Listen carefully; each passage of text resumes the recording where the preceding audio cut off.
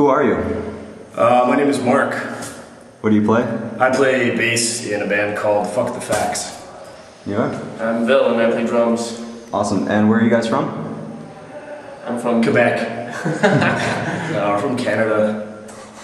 How'd you get hooked up with Ithaca Underground? Actually, I think Bubba wanted to book the show for a long time. He'd been asking us to come out. And yeah, we just hooked up with him and we're like, hey man, we'll come and play the show and it'll be fun. And lo and behold. Awesome. What is your main objective? The main objective is to do the best all-ages shows in town with an extremely wide variety of music, going from like the most melodic to the most extreme music that's out there.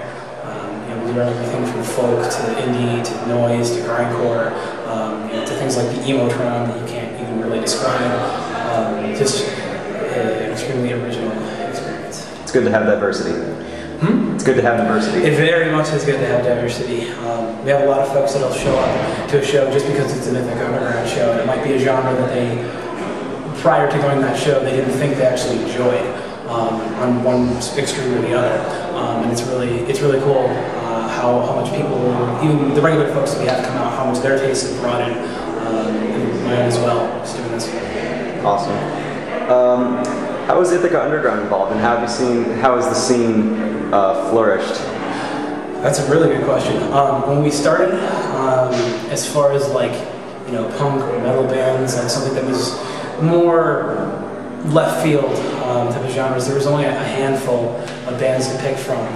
But now, I mean, I have trouble making sure we can spread around, the love to everybody. I mean, we've got grindcore bands, we've got techno, we've got punk bands, we've got noise bands, we've got folk punk projects, we've got indie bands, we've got bands just doing loop stuff, instrumental. I mean, really it runs the whole gamut of young to the previous generation of musicians getting involved and really making Ithaca.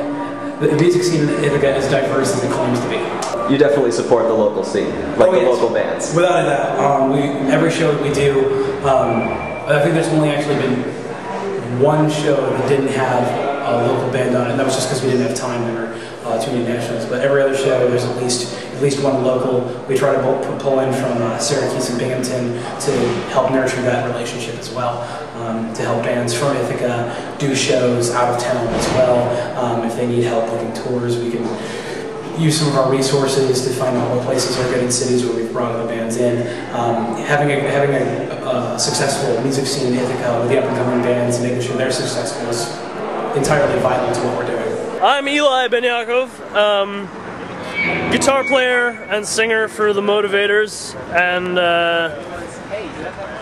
other things for other bands, too numerous to list here and be efficient. What's your name? Dylan Wells. Do you play in any bands? I play in Scarlac Merkin, and I play in the Motivators, and I have a solo project called Plasma 36. What's your favorite thing about Ithaca Underground? Bubba. Bubba? What about Bubba?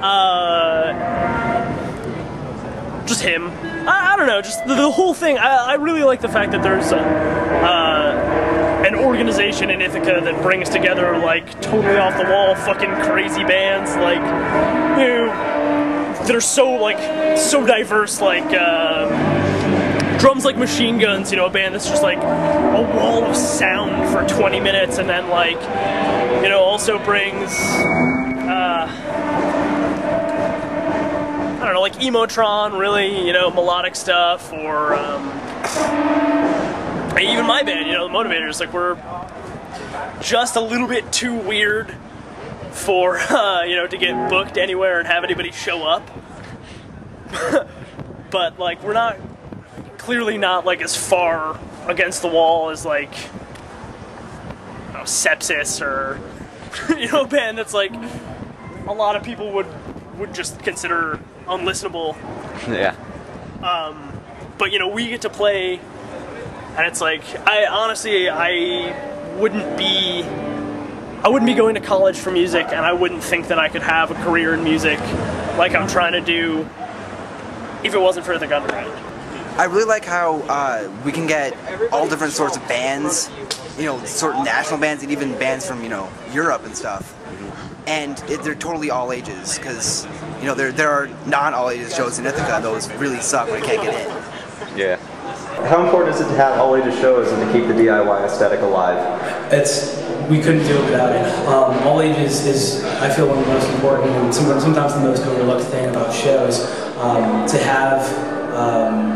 To have a good sustainable music scene, you need to give the youth a place to express their art, to express their creativity in whatever means it might come up. They're the next generation. They're going to bring the next music that you're going to hear and that you're going to love. If they have no place to do that, it's not going to happen. And that's really bad. That can be really detrimental to an overall music community, whether it be extreme or mainstream.